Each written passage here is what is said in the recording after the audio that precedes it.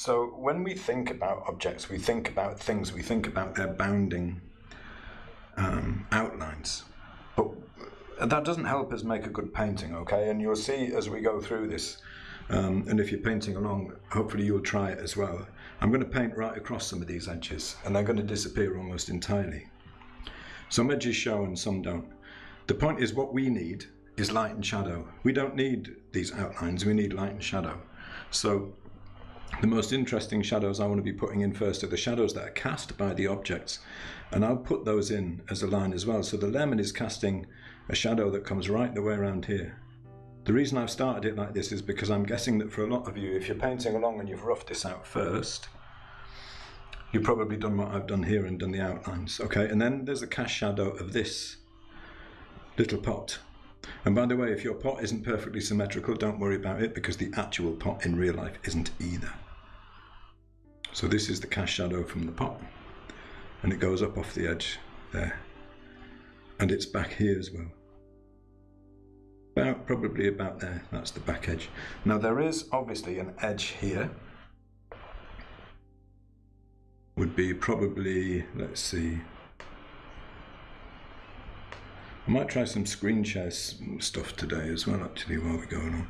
Would probably be about here, which is the back edge. But I'm going to leave that out. I'm not going to paint it, because if you squint right down, it disappears.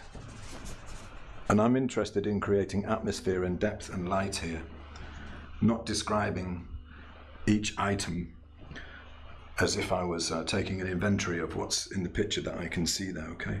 So there's also a cast shadow from this lemon falling on this pot, and it goes kind of down like that. These shapes are as important as the outlines of the objects themselves, if not more so. And then there's a cast shadow on the pot itself, which is kind of coming, sorry, an edge shadow, that's on the pot itself as the form turns away into shadow, which is coming down like this. Okay. I'm going to paint in very simplified terms, but that's pretty much what we've got. Now, what's interesting here is that this edge of the pot here, this where it's in shadow, is lighter than this cast shadow here. And if you look at that, if you look at it on the photo, you can see the difference, right? But if you squint right down, that difference starts to get a bit more difficult to see, okay? So I'm going to take that out, just to underline the fact that what we're painting is areas of light and shadow. I'm not interested in painting the exact outlines of objects, interested in painting light and shadow. There's a cast shadow from the side of the shadow box, which is coming up and hitting the lemon about there. Can you see that there? So now we've got something approaching, blocked in shapes. This is very clear, this difference here, so I want this edge, but I don't really want that edge. Obviously the background is lighter over here than it is over there. So I want a colour, I want a light and a shadow area for the lemon as well. Anything that's in shadow I'm going to put in. I know it's a lot lighter down here than it is for up there, and there's a reason for that, and we'll talk about that when we're a bit further through. But we're going to start off in really, really simple terms. Okay. So that's already starting to look a little bit different than the blocking that I had at the beginning. Hopefully that makes sense to you, what I've done there.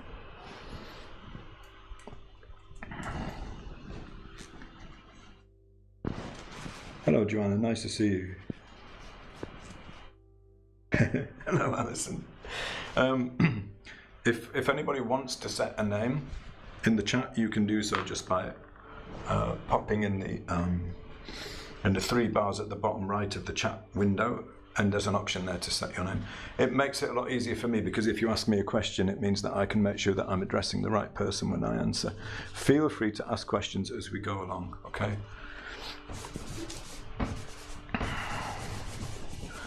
Stop me at any point if you have anything you want to ask. The main thing about this is that I want you to take as much that's away as possible, which is going to be useful to you. So if there's anything that I skip over too quickly, or you don't quite understand why I did it that way, then by all means ask. Okay, so the first thing, the most interesting relationship in this subject is the light side of the lemon to the shadow here, because we've got a deep shadow here, which is basically our darkest dark. And what's interesting about this yellow here is that the yellow reaches a high chroma when it's in the light, the highest chroma. Okay, we don't need to go full on the highest chroma we can get, I don't think, because lemons generally aren't the highest chroma we can get in paint. But we need to make sure that this value is going to work, because if we make this too light, let me show you what happens on the palette. So this is just cad yellow, okay? I'm going to actually, yes, I'm going to take you through the colours quickly that I've got on here. I haven't got a huge range. I've got titanium white, and this is cadmium yellow, but this is Michael Harding cadmium yellow, which is more like, if you use Winsor & Newton paints, which I know a lot of people do, it's more like Winsor & Newton cad yellow pale. This is yellow ochre. This is cad red. Now you might wonder why we need cad red on there, and you'll find out in a little way through. It's not because anything is going to be red, it's because I want to change. I'm going to use that to modulate one of the colours. This is ultramarine blue. Oh, Studio Cat wants down. I know, yeah. There you go. Here, look. You can sit on there. My best woolly jumper he loves to sit on. Apologies for the interruption. Where did I get up to? Ultramarine blue. Now this is raw umber and this is burnt umber, and the reason I've got both of those is that raw umber is more of a yellow orange in terms of hue, and burnt umber is more of a red orange in terms of hue. People think raw umber is green, it's not, it's a yellow orange and ivory black. Judy, hello, nice to see you. Wi-Fi problems, you get all the way back home into your studio and now there's Wi-Fi problems. Dear oh dear. Okay, so hello Candy, nice to see you, and hello Dawn. Juliana, good to see you painting along, thanks for letting me know. And hello Dottie. Okay, so we don't have too many paints on here. This is pretty standard set of paints, okay? So let's go back to the light side of this lemon. Now here's the lemon, right? This is the actual lemon. So if I take some cad yellow and I actually stick it on that lemon,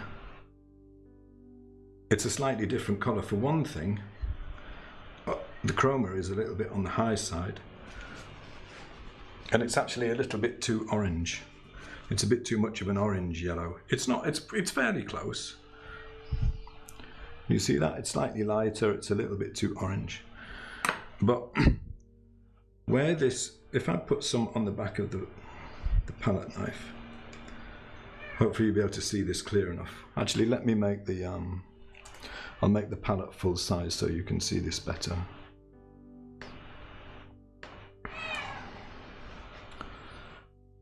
So this is, imagine this is the surface of the panel, right? So you can see as I move this across, gradually the highlights are actually lighter. They're higher chroma than this, and they're actually lighter. That's because there's more light there. And then over here, it's a lot darker in the shadow areas, right? So we need to be able to get a good general color for the light and a good general color for the shadow.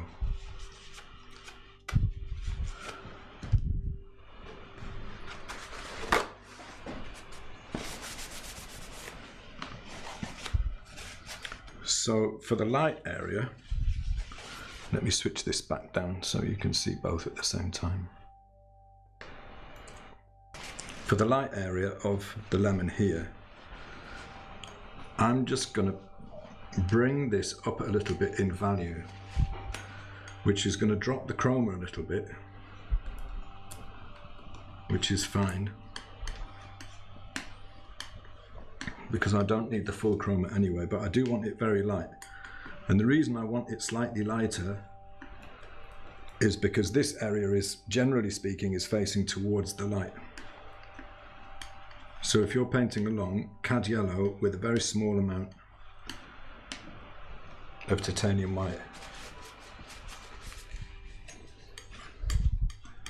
But the shadow colour is very interesting, because what happens when a form turns towards, from light towards shadow, the hue changes very slightly, not a lot, very slightly. So if we're somewhere around here, this is the Munsell, this is basically Munsell, so this is value from dark to light, chroma from near grey to very intense, and this is hue. So the hues will tend to change a little bit. So if you have an object which is of the local colour, is somewhere around here, the shadows, they'll go down in value and they'll drop in chroma, but also the hue will tend slightly towards orange. Okay, and that's why we've got the cad red here. So if I want to mix a good shadow colour for this, I'm probably going to want to use a red, more of a red orange. Okay, so this is raw, this is burnt umber, sorry, which is a red orange, and I'm going to bring up the value with yellow and we'll see what we get. You can't just put white in to lighten it because you'll lose too much chroma. Remember I was talking about chroma? If we put just white in the burnt umber, it would get very close to neutral, and that we don't want, so bringing it up with yellow to about the right value where I think it's going to be. I don't need a huge amount. Now that's actually not the right colour yet, because we want to swing this a little bit further towards an orange, towards a red orange. But I'm going to do that in a minute. So I'm basically getting rough light and shadows sorted out for the main objects. And I want to do, for the pot, I'm going to do the blue first. Now I don't know, you can tell me what you think in the comments if you'd say it's a blue-green, right? What kind of colour would you say that is?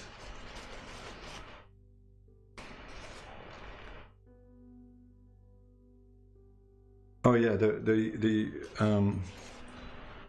chat box does beep at you. Yes, it will be an hour at least, probably. Sometimes they go on a little bit longer, depends on the number of questions. So the point to note about this is we're roughly in the same hue area, okay? Let me show you something interesting.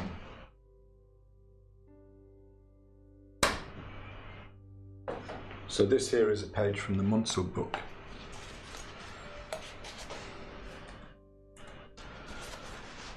So our light is up here, say it's about here, would be about there. So the shadow is going to be down here somewhere, okay? But it's not going to be just down here, it's also going to be around here, but then it's going to move a little bit towards an orange red. This is what I call the chroma curve.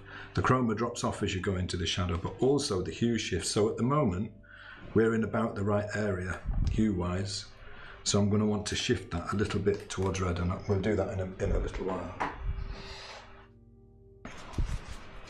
So the pot is really interesting. I mean, you look at a colour like that and you would probably say celadon green, blue-green, yeah. Your yellow is exactly the yellow for the real lemon, but the yellow is different on the picture. Yeah, the picture is slightly, probably slightly out. Because the cameras are different, basically.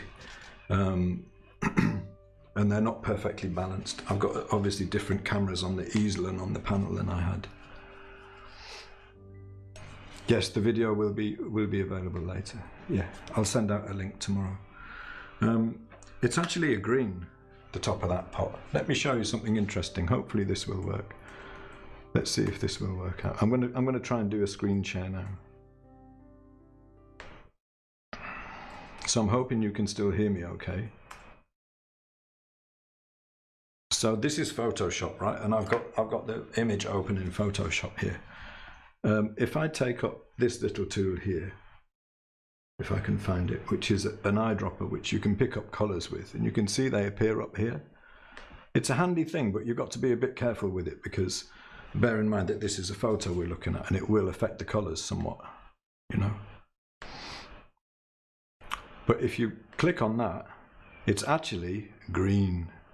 It's very green, but it's very low chroma, right? It's very close to grey. And that's what makes it look more blue.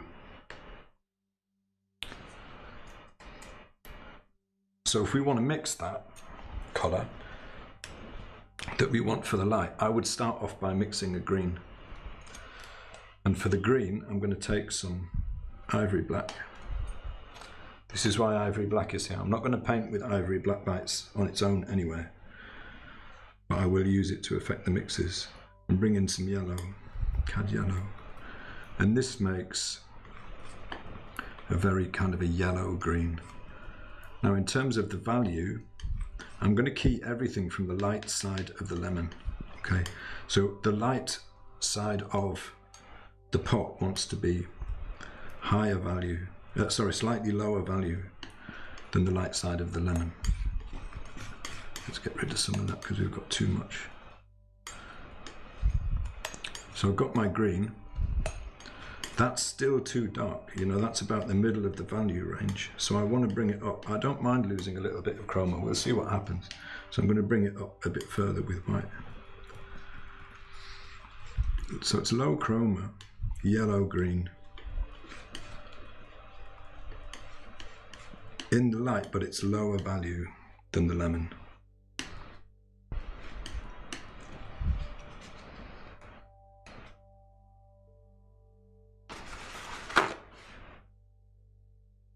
There's a lot of grey in the bluish greenish thing.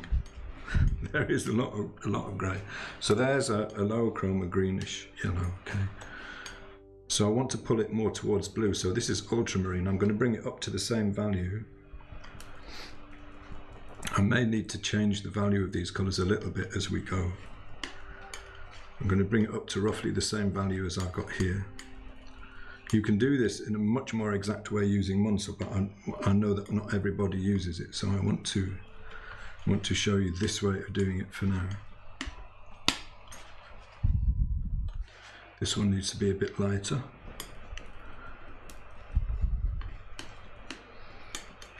So I've got a blue and I've got a green, and if I mix between them, bring some of the blue into the green, maybe going to need a bit more of the blue, we'll see. Yeah, going to need more blue.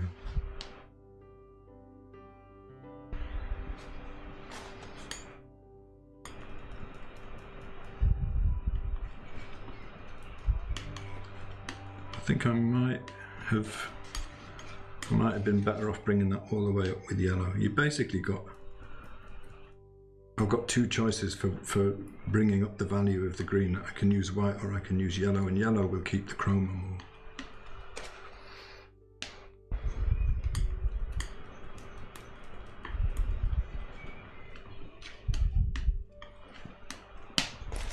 But let's see. When you bring ultramarine blue all that way up the value scale, it loses a lot of chroma.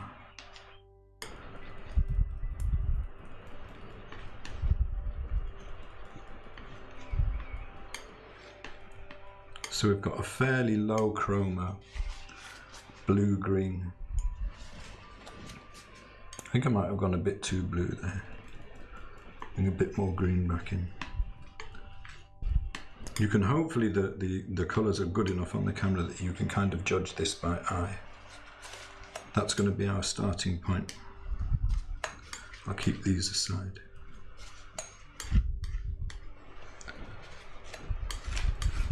So did you see the way I approached that? This is basically an approach to mixing called bracketing, where you take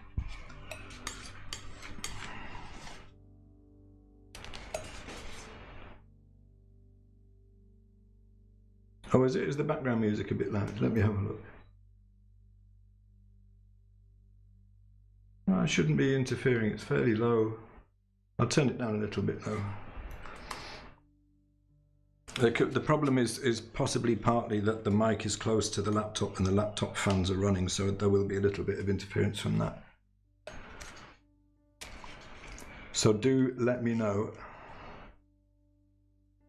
if you can hear me okay.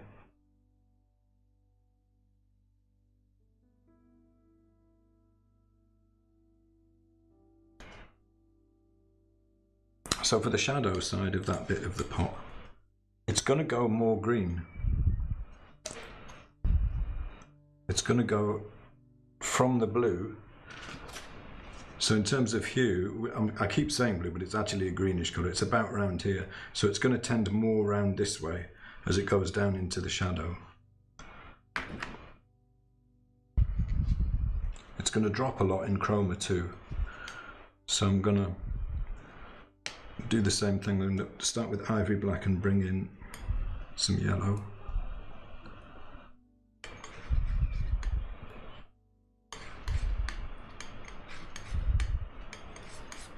And that it will be too green, so I'm going to bring in just a little bit of ultramarine, which is going to swing it slightly around towards blue. But it will still be, in hue terms, it will be more green. Incidentally, if you're mixing these colours and you want to check them as you go, what I've got here is a little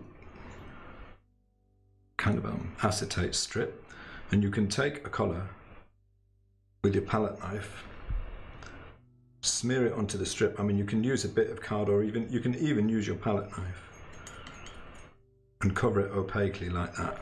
Okay. And then if you get what I call a colour checker, which is just a bit of paper with a hole in it, and you hold it over that, and then you hold it over the colour, then you can judge it. So you would hold it, imagine this is the subject, you would hold it in front of the subject like that, and then if you angle it so that it's the same value, you can see if you've got the hue and the chroma right. A really handy way to do it. You can do it with a palette knife as well, but if you're going to do it that way, I would still use this isolator thing and hold it like that. And the reason you would use the isolator is because if you don't, the colours surrounding the colour you're looking at will affect your perception of the colour, and it's very difficult to judge.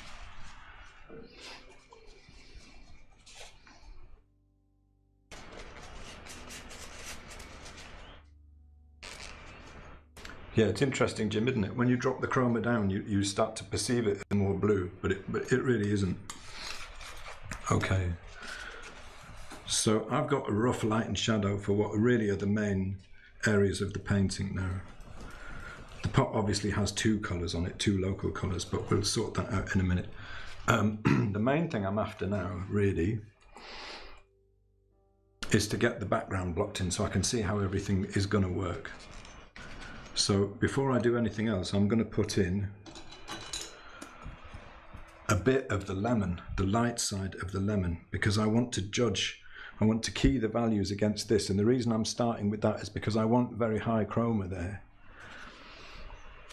May be able to drop it a little bit. For some reason, the photos, when I put them up on the streams, they often come out looking a lot more desaturated than they really are. So I'm just going to put a patch of yellow, and then I want this value behind here. Now that's close to neutral.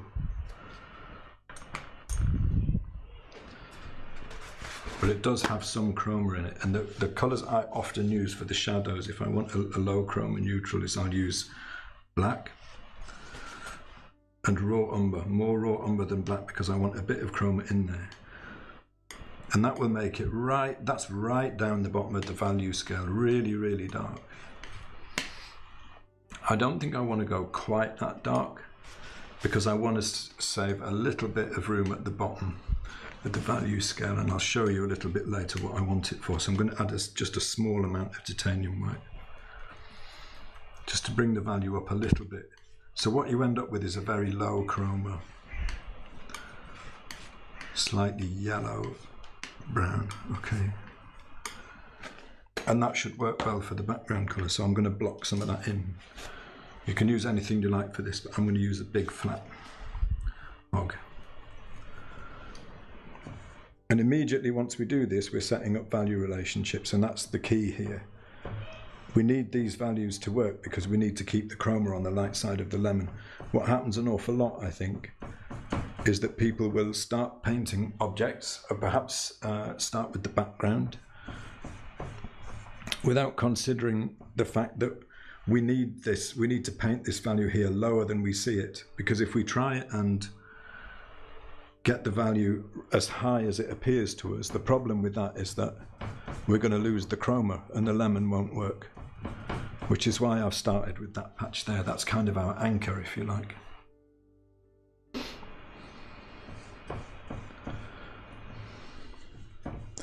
I'm not going to bother much with careful drawing out of these areas. I'm just going to rough them in. Because if the colours work all right, when we squint down and we're looking at our painting, we should be able to get a fairly good idea of how they're going to look.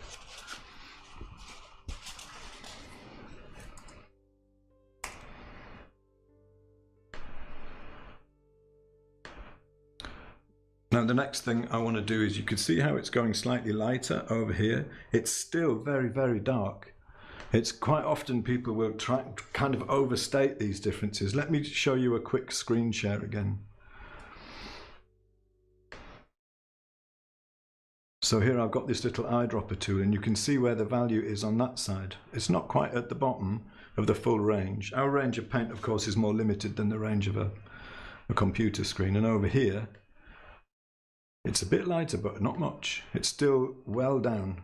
If you compare it to the value here, which is much higher, and the value here, which is right near the top, it's still right near the bottom of the value scale.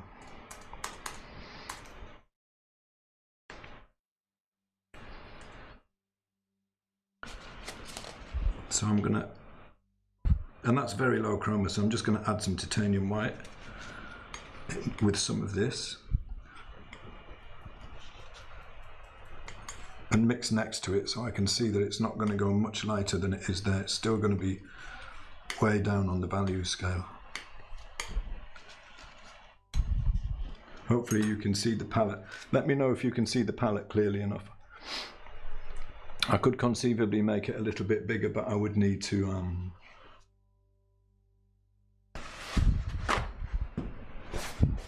I'd need to drop the photo reference out, which would be awkward.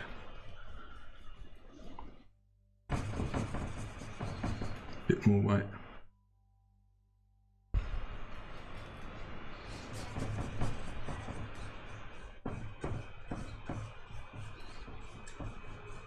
So I'm painting up to the edges of the shadows, not up to the edges of any objects.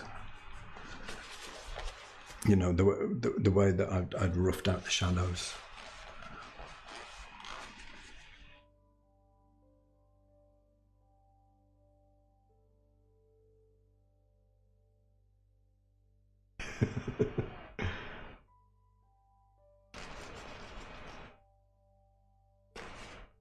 Good, that's good.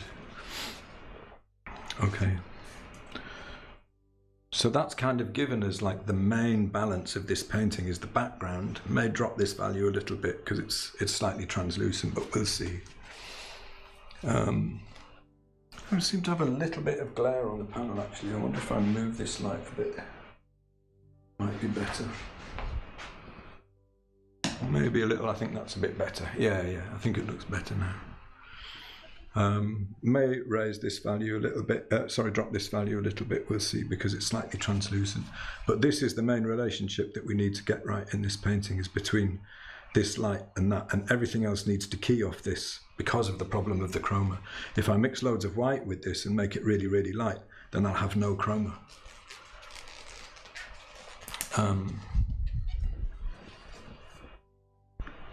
And the painting won't work so well. So there's we're seeing the background as an object, just like we're seeing everything else as an object with light and shadow. So that's our light and shadow for the background. Okay. So I want to do light and shadow for this area here now. This is the shadow and this is the light. Now it's slightly lighter than the background, the local color. So the shadow is going to be slightly lighter too. But it's still pretty much neutral. So I'm going to mix up another neutral. a small amount of black, some raw umber.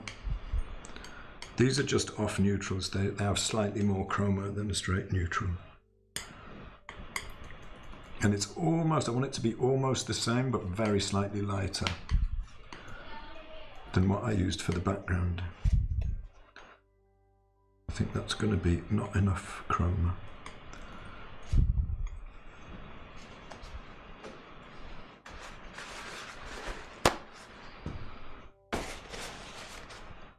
Now I'm aware, obviously, you know, there are times when you don't want to, you personally might not want to paint exactly the colours that you see, you perceive, but I think it's very useful to be able to do it because it trains your eye. And if you want to move away from the colours that you see exactly later on, then you'll do it from a position of knowledge instead of just guesswork. So that should do quite nicely. And now the light, in terms of value, this area here is almost as light as this. If I do another quick screen share, let's have a quick look at comparing the values again in Photoshop. So that's the value of the light side of the lemon. It's slightly skewed. You've got to be a bit careful about trusting this because this is a very, very high value. This, a screen, a monitor, is a light source. So it behaves differently than paint, which is all light reflecting off a surface. But it gives you an idea of comparison. Still quite light. Nowhere near as light as this. In terms of value, it's quite close to this value, the lighter parts of this. So it's somewhere between these two.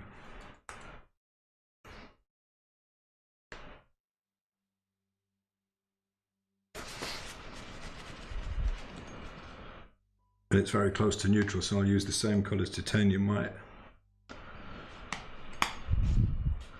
A bit of ivory black. This is mostly there to drop the chroma, and raw umber.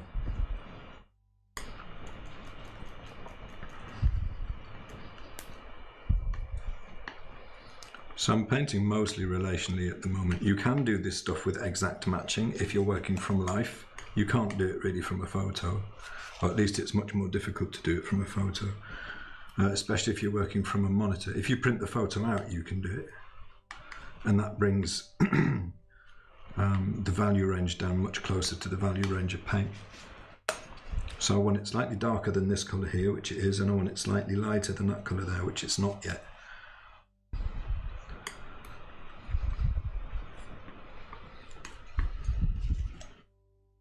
For myself, when I'm painting, I generally use a slightly different approach to this, where I'm going to bring a little bit more chroma back into that with a bit of raw umber.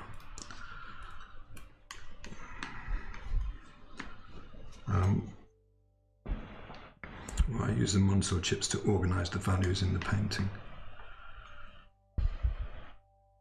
That should probably work. It's slightly lighter than that one, and it's darker than that one. I think let's try it a little bit lighter than that. You'll have to do this pretty much by eye, obviously. In my threads group, we did one recently, and we mixed up the value scales ahead of time, and that makes some things much easier. A bit of chroma back in.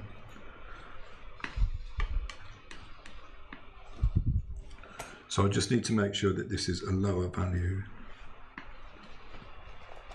than this. If it's not, then it won't work.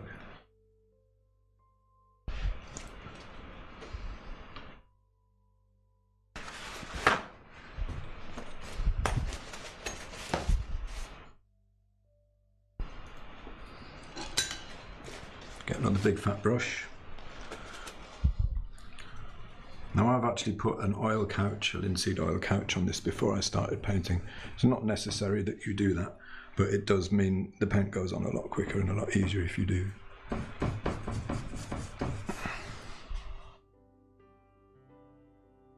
So it's very close to neutral, this, but it has a little bit of chroma, and I'm painting up to the edges of the shadows. I'm not just painting the whole thing as a thing, as the ground. I'm interested in the shadow and the light area, so I'm just painting a light area at the moment.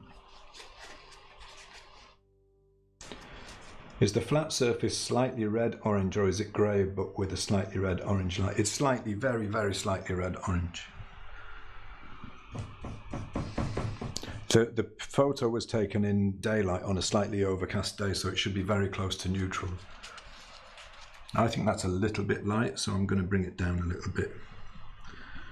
So one of the things that I'm hoping to get across with this is that this stage that I used to rush through, and I think a lot of people rush through, is actually the most important part of a painting. And it's at this point that you want to be making adjustments to your overall value balance and your colours, when you've got really big general shapes to work with, because it's very difficult to do later. Yeah, this isn't all that absorbent. And here's I'm going to soften that shadow at that edge there, but I'm not going to do it right now. I'm going to put things in very, very basic and straight to begin with. So the shadow, by the way, you'll notice I tend to use a different brush for all my colours as well. So I keep them pretty clean and separate. Shadow area. I'm going to paint it all the same.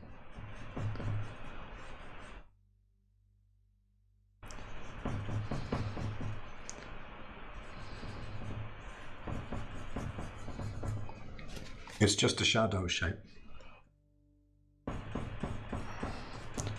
The colour might not be perfect here for the shadow of this colour. It would want slightly more chroma, but I can adjust that in a little while.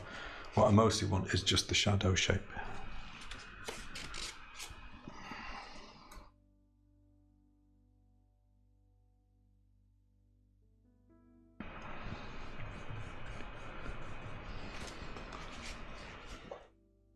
So hopefully you can already see, I always think at this point, when you start to put cast shadows in, you know, we've got a shadow and a light in the background, and we've got a shadow and a light here.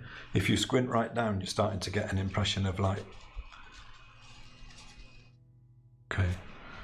So I'm going to go, the next bit I'm going to do is I'm going to go onto the pot. Now the pot is interesting because it's got two different colour areas.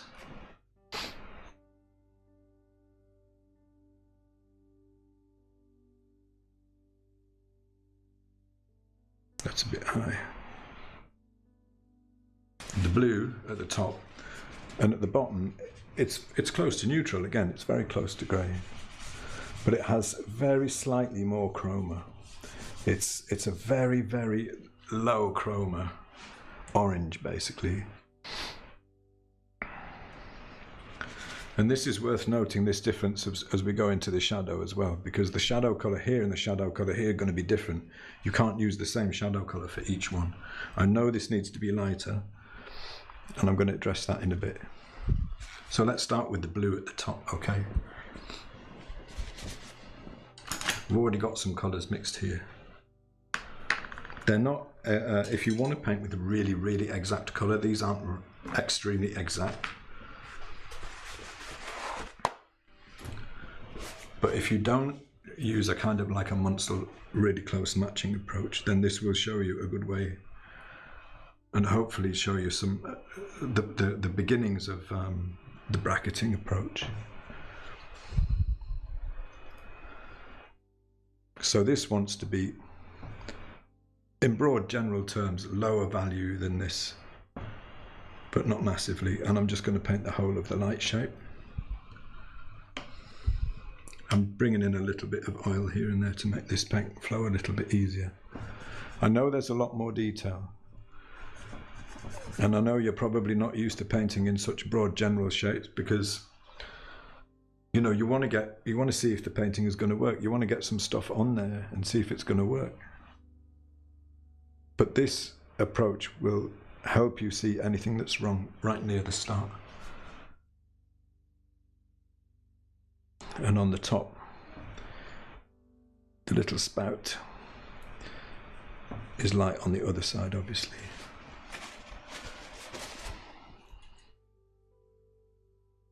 It actually looks really green compared to the pot itself. I wonder where the pot is, see if I can grab it and show you.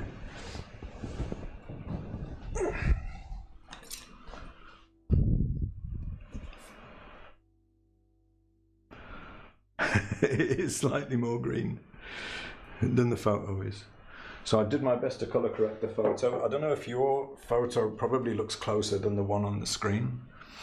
They tend to be, for some reason, when I put them through the streaming software, they tend to come out slightly different. But I'm going to go with what I've got here because it's closer to the photo that I've got here and closer to the pot.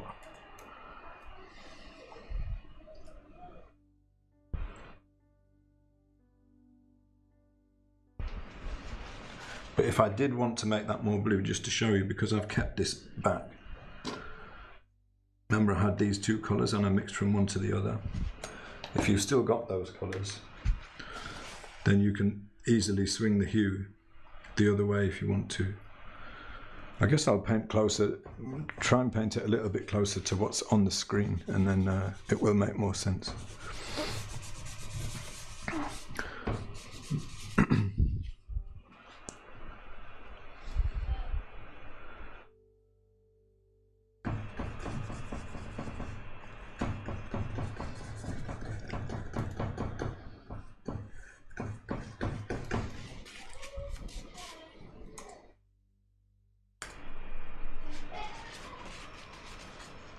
I think probably the value is a little bit high. If you have a value scale, you can check them.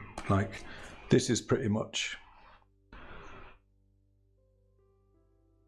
the value there. And this value is lower than that, but I don't think it's low enough. I think that value needs to be quite a bit lower than that. So I'm going to adjust that down. Because in the photo you can see this is quite a lot darker. So this, I think I've mixed too light, so I'm going to adjust it. If I'd painted all of the light and shadow and I'd painted like a careful potting at this point, this would be really difficult to change. You know, it would take a lot of repainting and you would probably get into a lot of difficulties. But let's mix some of that again. Actually, I won't use that. So I'll go back to the same as I did before. It's black, ivory black and yellow for the green.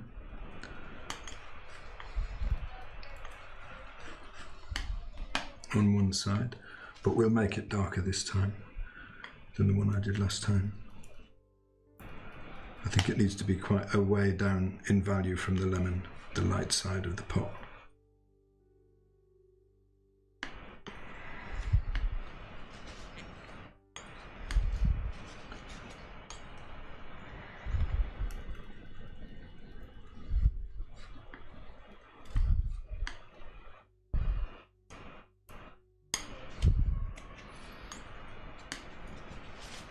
And mix a blue again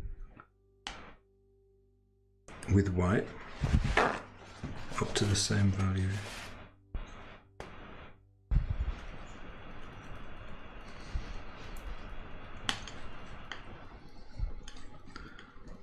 I'm going to go a little bit darker than I need to because obviously what I put on now is going to mix with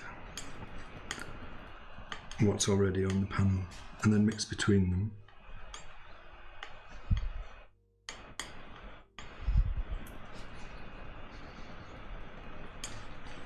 The same as last time. I'm going to need a bit more blue,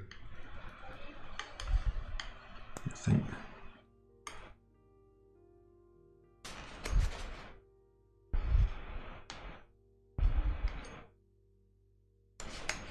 But you can adjust this. You can adjust them as often and as carefully as you like.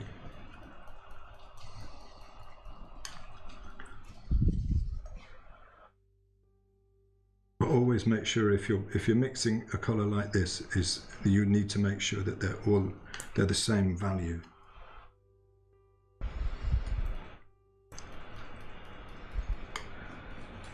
It's not always easy to judge, but it comes with practice, and if you squint down you can usually find it's easier to judge the values. And that's actually because I'm lower down the value range.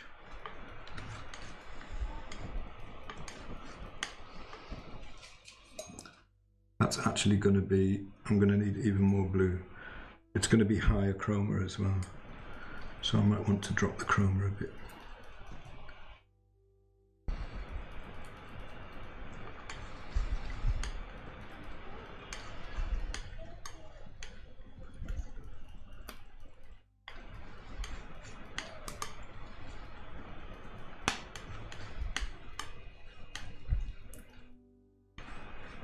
So can you see I've got the green one and the blue one, and I'm mixing between them just like I did before, but this is a lower value.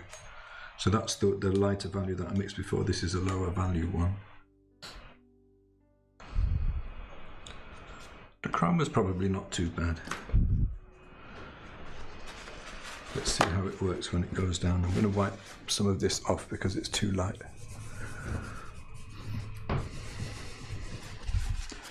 But the stage of a painting where you want to be making these adjustments is right at the start, not halfway through. If I had a very carefully painted opening there and the vase, it would be really difficult to change.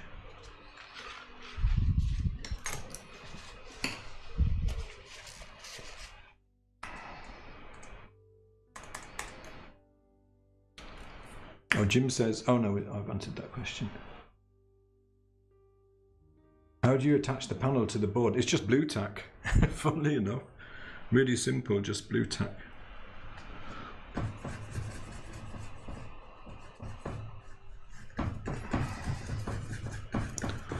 That I think is going to work, is going to be better. I think I've gone in generally too light with this one and possibly too light with this value here as well, but we'll see. It's difficult until you've got everything in, it's difficult to see all of the relationships, but that I think is better.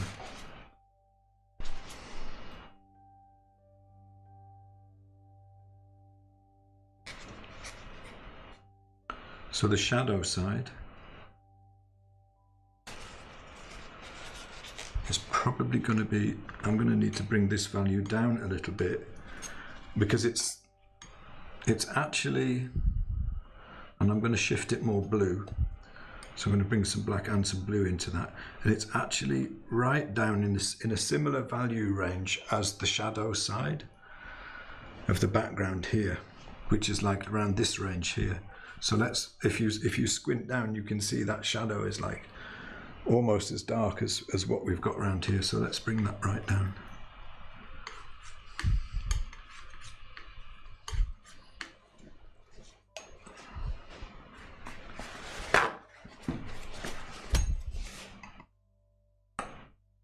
I'm going to use a different brush for the shadow just to keep them clean so the colours are clearly separated out.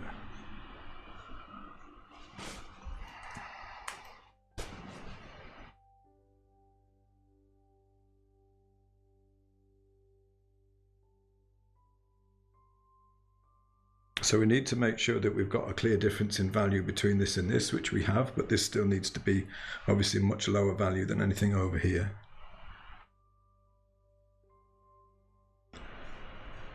Bring that down to where they change. And if you squint down as you're doing this, you'll be able to see a lot more clearly how these colours are working. I'm not going to do anything with the edges yet. I just want to get the colours in. Then we'll have obviously a dark. This side will be dark where it's in shadow.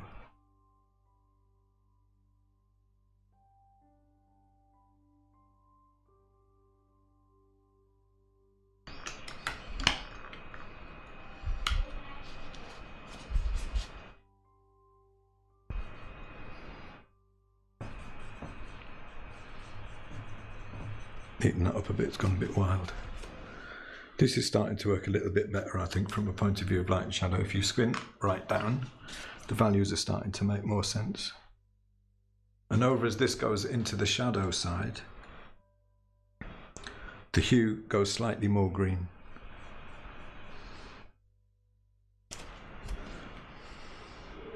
It's so tempting to fiddle, but I'm gonna try very hard not to. So this area here is the next bit that I want to do. I'm working up to the lemon. This area it's slightly higher chroma here than this bit, but not very much. And it's very light, it's roughly the same value. So this is the value here that I used for that bit there. So I'm going to mix another colour for the light side there. And I'm going to start with raw umber. I'm not putting any black in it this time. And I'm going to bring it up with white to the value that I want.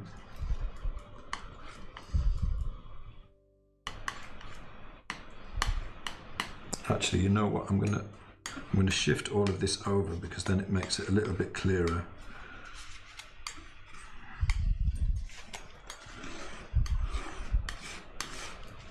That this is the top part of the pot here. Let's get rid of these. And this is the background here. So I'll keep these colours closer together so you can see that they relate. And it also helps to see them on the palette. You see, I think when you're arranging the values and the colours, it's really a good idea to arrange them on the palette as much as you do to think about them on the palette as much as you do in the painting, because you can relate them to each other here. You're thinking all the time about, you want to know what hue and chroma things should be, but you want to know that the values is the most important part, and comparing the values. So this is going to be the light side. It's going to want a little bit more chroma than that, and this is where the yellow ochre comes in. You don't need very much, just a little bit to give it more chroma. And in value terms, like, it's quite a bit lighter than this blue, so I know I want it to be lighter than that. I also, the other thing as well you'll notice is that I mix quite a lot of paint, because you don't want to be stuck at this stage when you're putting in the general statements. You don't want to be stuck without enough paint. A little bit more chroma. I'm going to bring some yellow ochre in.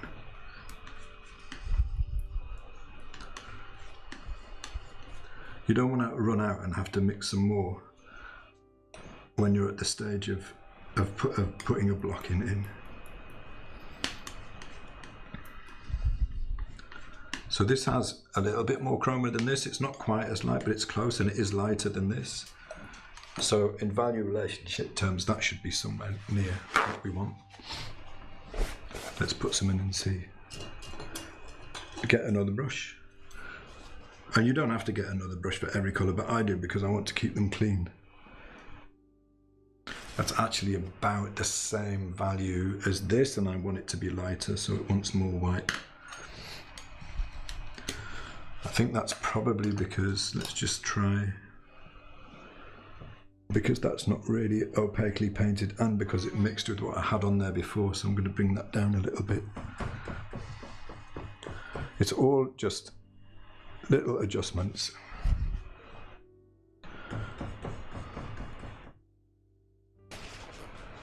But doing them right at the start instead of later on. Bring a bit more white in.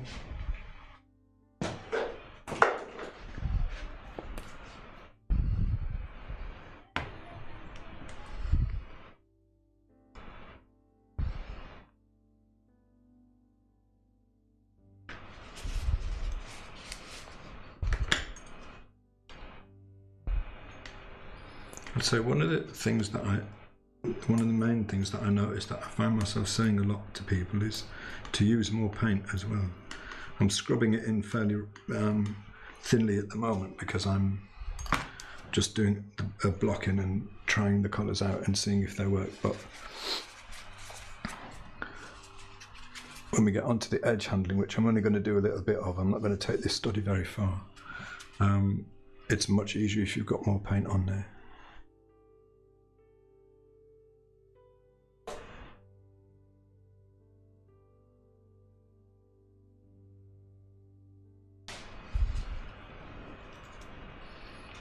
Again, I'm not going to worry about this shadow yet. I'm going to put the rest of the lemon in because it's the only bit that I really need to put in to finish off.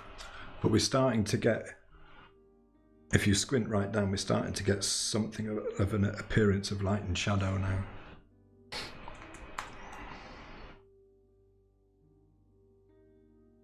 Sorry, let me just check the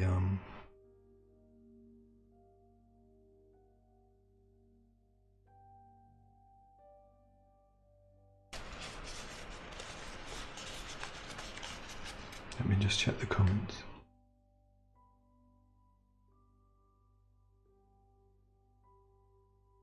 What I'm painting on here is a linen panel, which is oil primed. Sometimes I paint on an ampersand panel. I was planning to do it, but then I realised when I was setting up that I'm actually out of them. So I've used one of my oil primed panels today. I've got to sort out with my shadow colour here. These are not matching up. They should obviously be matching up a bit more closely than that, because this is all one shadow. But they need to be different colours because they're, you know, the local is different on each part of the pot. So I'm going to fill in the rest of the lemon. I've got the colour already here. I'm not going to bother modelling the form at all at the moment. Just fill in the light area. Really, really simplified. And then the shadow. Now this is the bit I was talking about where I want the shadow to go more red. At the moment it's a little bit, I want it to go more towards red-orange. I don't want to push it very far, but just a little bit. So I'm going to use that same method of mixing up another colour of the same value and chroma, roughly, but with a bit more red in it. And this is where I'm going to use a little bit of, so that's burnt umber with a little bit of cad red to make it even more orange red. And then I'm going to bring up the value the rest of the way with the yellow.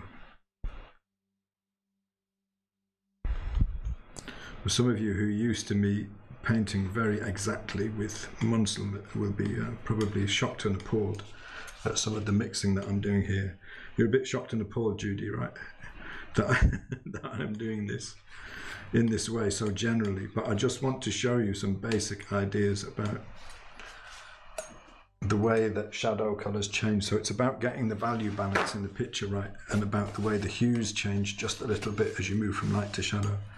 So if I mix between these, I can bring a little bit of the orange in and swing the hue of the shadow of the lemon. That's going to be too dark, I think, because the local of the lemon is quite a lot lighter than anything else really, apart from possibly the ground it's sitting on. So I think that's going to be a little bit too dark, so I'm going to bring up the value a little bit with yellow. Now there's a chance that I'll swing the hue too far towards yellow and want to swing it back towards red a little bit. I may do that. We'll see how we go. If it looks like it's looking too yellow. How are we doing all right? Are the people who are painting along, am I going too quickly, or are you managing to keep up okay? You can let me know in the comments.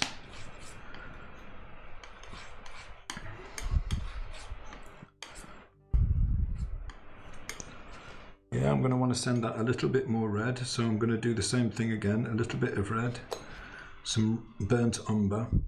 I'm using burnt umber because it is already a red-orange. It's very red, and then I'm going to bring that up with a bit more yellow to the same value. So that's very orange in comparison.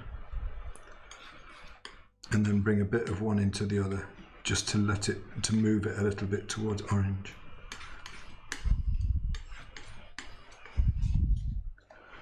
Because the shadow colour of this should be lighter than the shadow colour of the pot, because the local colour is lighter. We'll keep this one down here because it's a lower value and pop that in.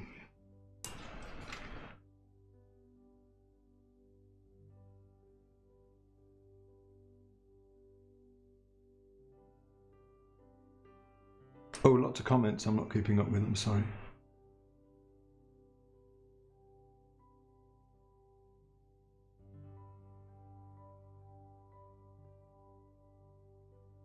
Any colour you can see can be described using 3 different qualities: hue, value and chroma. Absolutely, yes, absolutely right.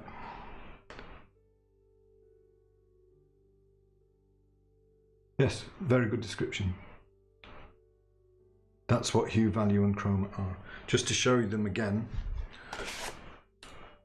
very clearly, like this is hue, the colour family. This is value from light to dark. And this is chroma, from very near grey to more intense. So if you know the hue, the chroma and the value, then you can absolutely nail a colour every time if you know them exactly.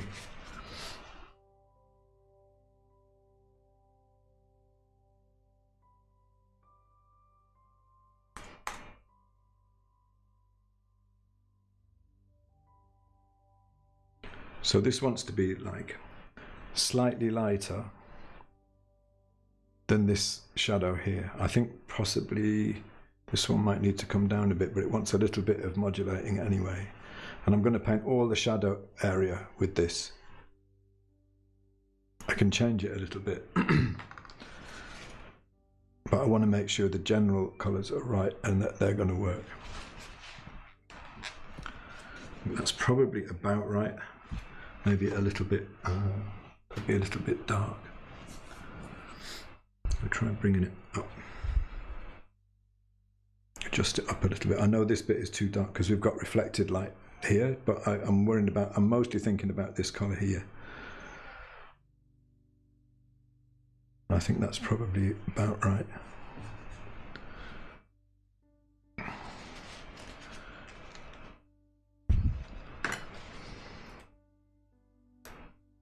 So overall,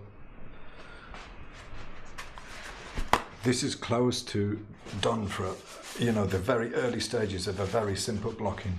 I will bring in some occlusion shadow here. So this occlusion shadow is an area just underneath an object where there's no light at all. So you want to bring that in as well. It's very low value and very low chroma. For this painting, I would use a little bit of black and a little bit of burnt umber.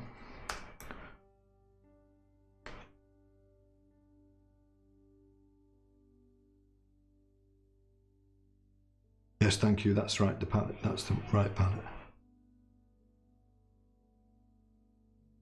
Oil primed is very nice, yeah.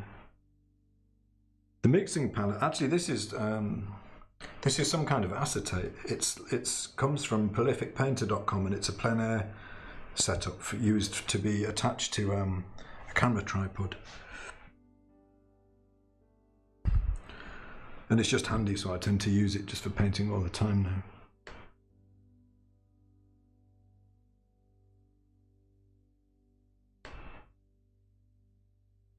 Able to paint along, that's good. Judy says no. You're saying don't fiddle. I know, and you're right. I'm trying very hard not to fiddle.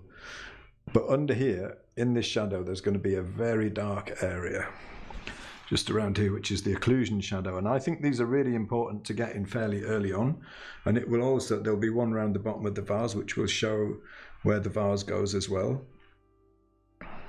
In terms of value, they're important to get in. They make a big difference to how realistic something looks, getting these in. You know, they still need to fit with the overall value balance. You know, they need to be right. I just want to bring the light area around a little bit here of the lemon.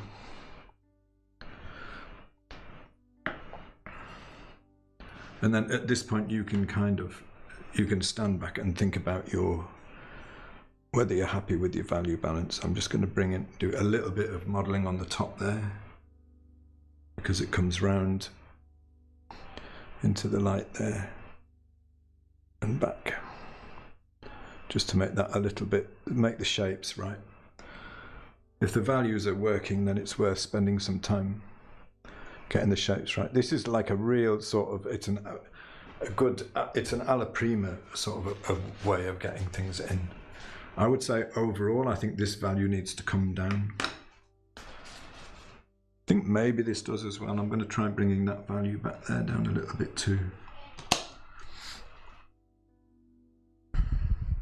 So that was raw umber. So this was the shadow for the background, raw umber and ivory black. And I'm going to bring this down a little bit.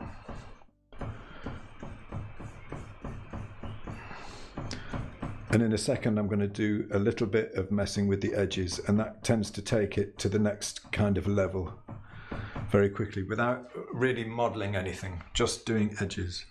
But when you're at this stage, if you don't have some kind of an impression of light and shadow, you know, then you need to be looking closely, probably mostly at the values.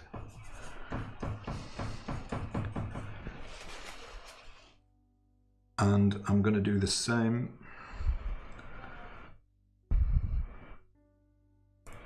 for for this shadow around here that I think needs to come down a bit in value. All of this. And I'm going to leave this, just this little bit here, which to be slightly lighter, which will just suggest that lighter value there. And this here is a shadow that's falling on the background, so it'll be slightly dark. I'm just going to lay that off a little bit, smooth it out. Not much, just enough so I can use the darker shadow just here, because that's like the division between the background and the ground. But I don't want to actually paint that line. I'm not going to paint that line.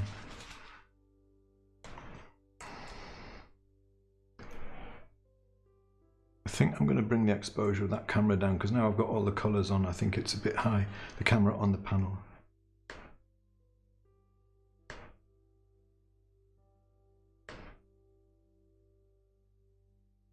Let's see how that looks. I think it's probably closer.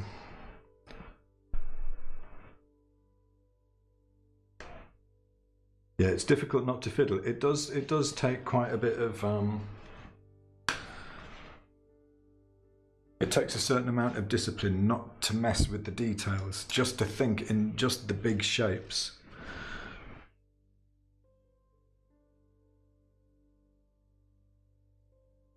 Can we post our paintings somewhere when we're done? That's a really good idea. That's a very good idea. How about if I, this might be an idea, if I put aside a page on my website, and then if you want to email me your paintings, I'll put them up there. Email me a photo of your paintings, and then I'll put them up there, and then I'll send out a link to it to everyone who came, or everyone who's supplied a painting. Yes, it is a day tripper. It is Casey, yeah. Yeah, it is a day tripper.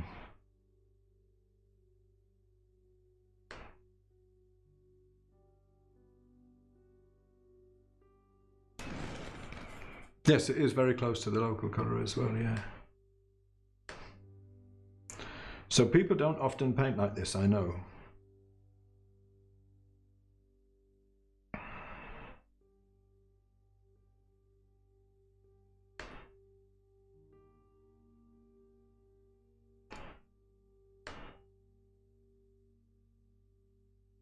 But I think if you can get into a habit of approaching things this way, it will really help you iron out an awful lot of mistakes. Now all of this value here is slightly lower than the actual lemon, but I needed that to be there because I needed the chroma in the yellow, and that's why everything is keyed off that.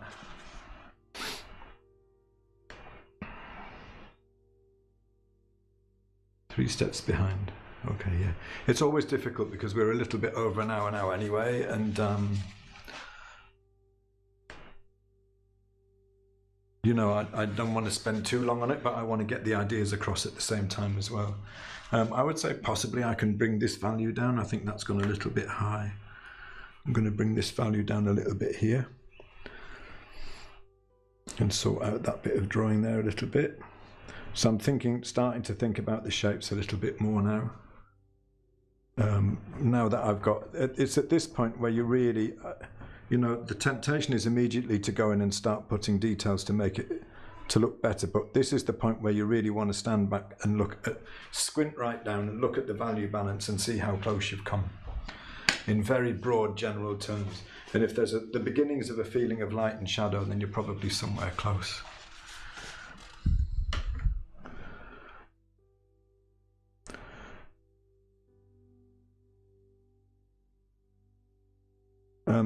And it's good to fix, I mean, fixing outlines at this stage is a really good idea as well. If there's like a major drawing problems, it's a good idea to fix them at this point as well.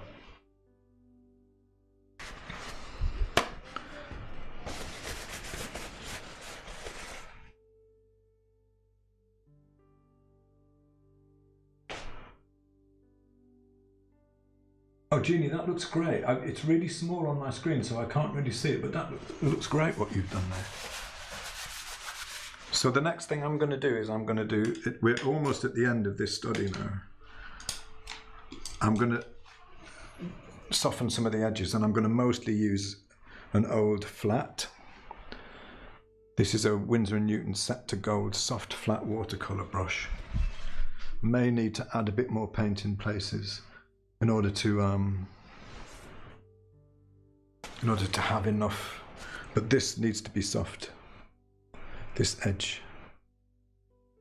So immediately you start to get a feeling of depth. You see, I think people get too obsessed with detail and with things that don't make all that much difference in painting. And if your colours are good in the broad general areas and things are generally in the right place, and then you handle the edges, like this edge here is going to be harder where it's closer to the lemon and softer as it gets further away.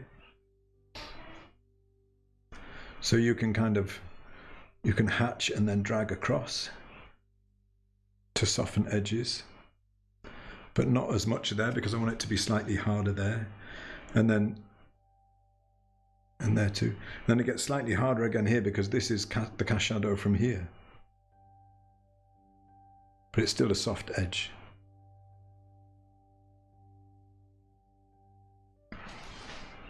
Obviously I want this to be a soft edge, but I haven't done any modelling yet, none at all, apart from a really simple light and shadow. I'm going to leave that bit because I'm going to handle that. I'm going to look after that in a minute. Sorry. This, I'll just soften this.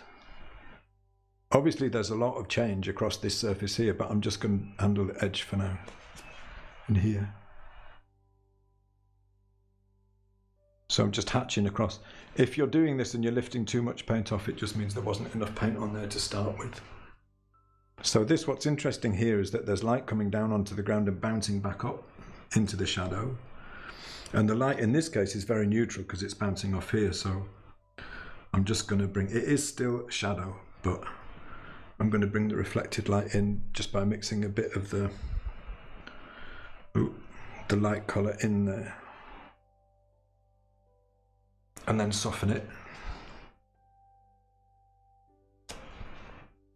Still no modelling done really, just light and shadow.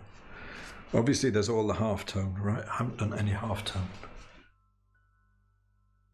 And the reason I haven't done that is because I want you to see as much as possible that if you just get these very broad areas right, it brings you, this is how close it can bring you to having the painting pretty much there. I'm going to soften this edge because it's going off into shadow.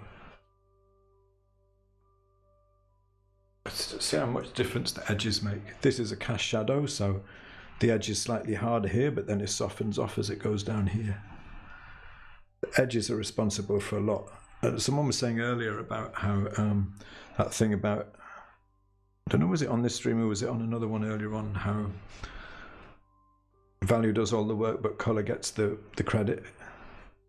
And I think edges do a lot of the work as well and rarely get any credit at all. People don't talk about edges much, but they make a huge difference. So just for fun, right, if I wanted to put a highlight on that blue bit, you can see that slightly shiny bit. It's not bright white, it's lower, it's a much lower value, and that's because it's a matte surface. I'm not going to kill myself over this, I'm just going to pop it in.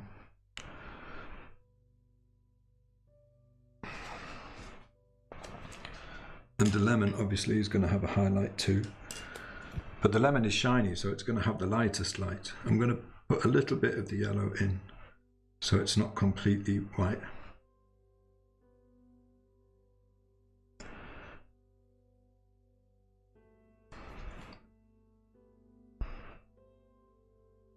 So you can see like every step that's gone into this at this point, and we're actually not very far away. The only thing we don't have is halftones, and people really obsess over halftones.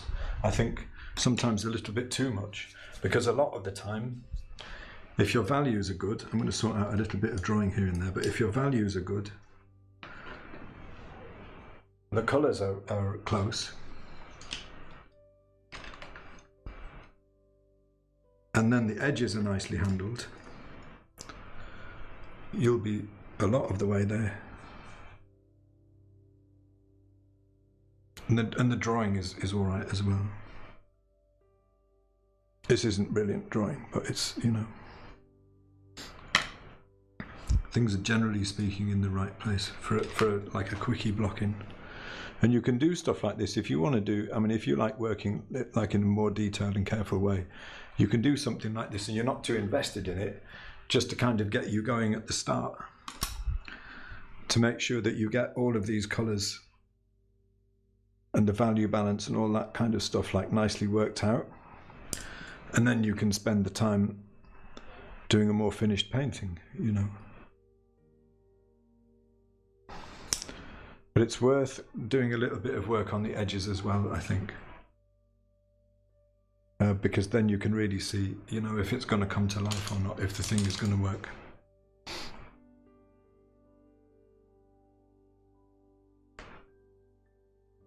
Do you soften it with different brushes? Yeah, I totally do. I mean, I use this a lot. I generally use soft flats, so I'll use that a lot, like in backgrounds, to give a kind of an atmosphere and soften things off in the backgrounds, big flat.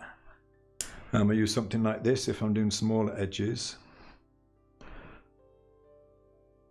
And if I'm going in even smaller than that, often use one of these, which is a Kolinsky Sable, very soft. It allows you to soften things a lot more carefully, you know, if you want to. Can you see how there's a kind of an impression of light inside this shadow here? It's because the colour is right, because it moves slightly towards orange.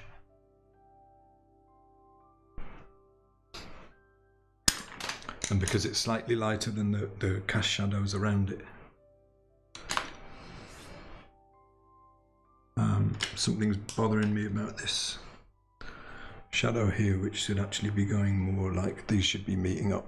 In fact, lost this shadow, lost the drawing of that one a bit. But you know, very little detail at this point. No detail really, just very general statements of a colour in the light, a colour in the shadow, and then sorting out the edges.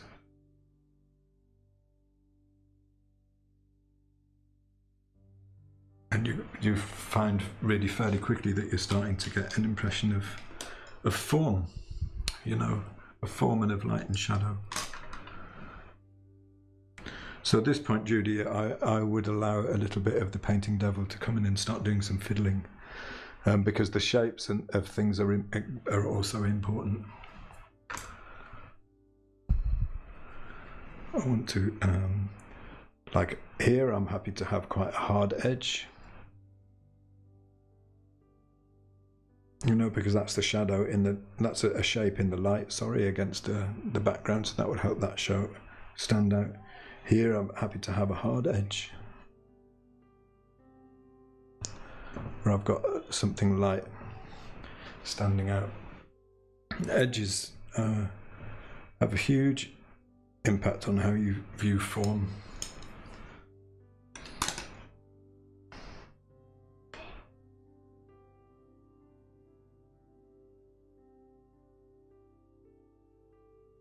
April says, you should also get a bit of reflected yellow in the cast shadow of the lemon as light bounces back from the surface it's sitting on.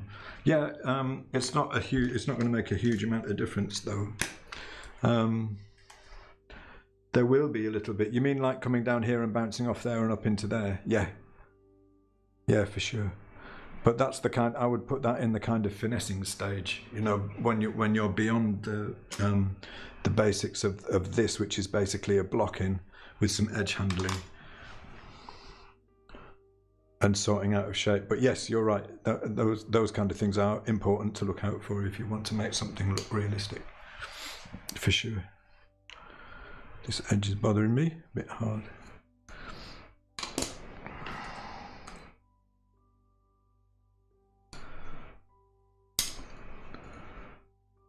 So you could say, I mean, that could be like a first stage of a painting, and then you'd want to, you know, you could let that dry and then work on it some more another day. I have a feeling this is a little bit too dark. I could possibly adjust this a bit lighter. This kind of area here. You start to make, I mean, if I bring in a little bit more, this is, I'm fiddling beyond the level that I really want to, but you know, if you bring in just a little bit more variation of the light and the dark, then it really starts to come to life. You're almost at the point of having a full painting, you know. So I'm going to leave this one here. I hope that was useful, and I hope it kind of got across to you how important it is right at the start of the painting to really make sure that your broad statements are right in terms of the balance, you know, the internal value balance of the picture, and that the colours are pretty good. Oh God, it's so hard not to keep going once you get to this point. You see, I want to bring more reflected light up into here. This should all be lighter too. And you know, it is really, once you realise that you've got a decent value balance, it's very, very hard to stop, because you're starting to realise that you could make a painting, you know, and that it would work. Odd little things like this being too dark here make it look like there's a dent in the lemon or something like that, and that's generally a good sign that you're somewhere close as well in the overall balance.